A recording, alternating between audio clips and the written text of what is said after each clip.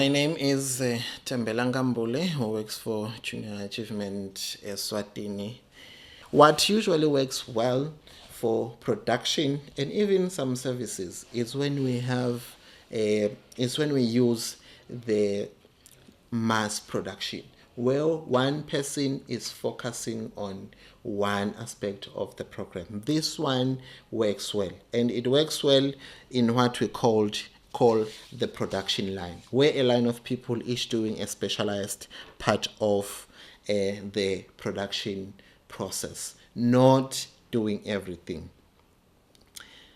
As I've just mentioned, the mass production usually has better results as compared to the unit production, because you can find a lot of material wasted when you've given the task to one person.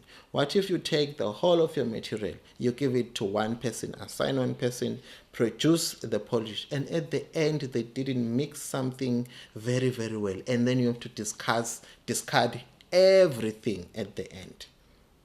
Now you have to start thinking about where to get another money. You've already made a loss. The advantages of using the mass production is that the product will be of better quality because you've got so many eyes. If you didn't mix well something, the one in the next line is going to notice that and tell you, no. This thing has not been mixed well. You need to start afresh with this one. And see what has happened. The problem has been identified even just before we could start our production.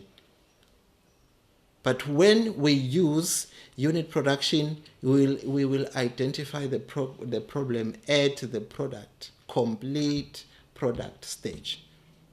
Number two, an advantage of using the mass production, the product will be produced faster. If we are here, someone is making a fire, someone is cleaning a pot, someone is mixing the work, someone is getting something else somewhere, bringing it here. Faster we will have or rather soon we will have the product, the complete product, and we are able to meet the demands of our customers. And lastly, the advantage, there's usually less wastage.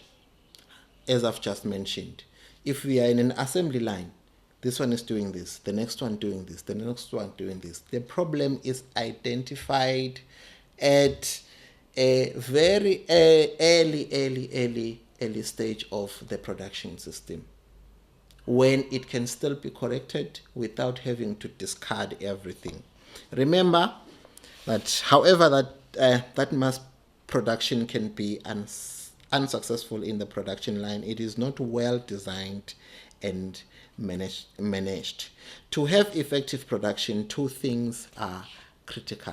It doesn't matter if you have chosen the mass production, if it is not well managed and well designed, it will still have some problems and effects on the product.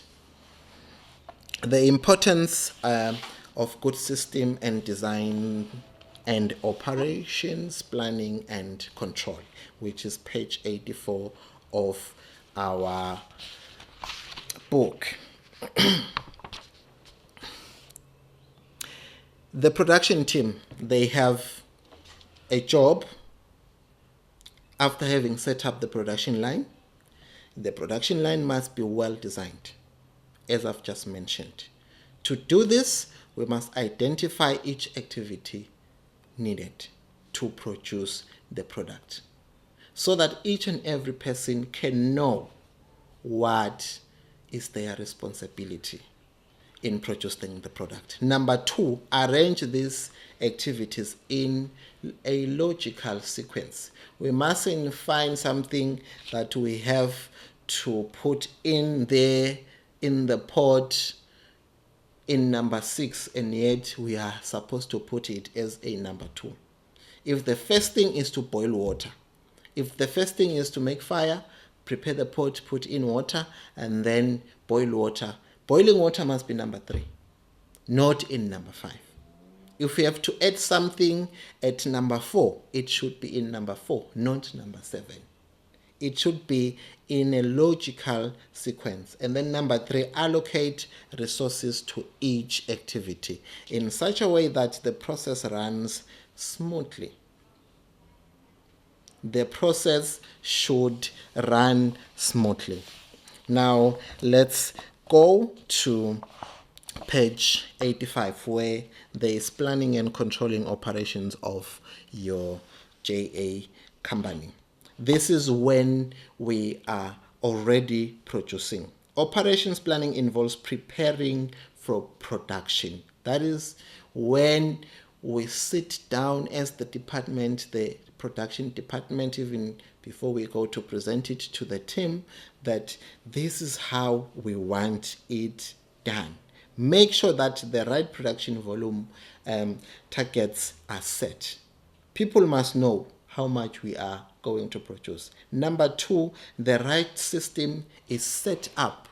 Number 3, the right people are allocated. It doesn't matter if we have people who are not doing anything, but if the person cannot be able or is not equipped enough to carry out that task, then he or she must not carry out that task, because at the end it will spoil what we are doing and find ourselves having to discard a lot of material we have used a lot of money to buy.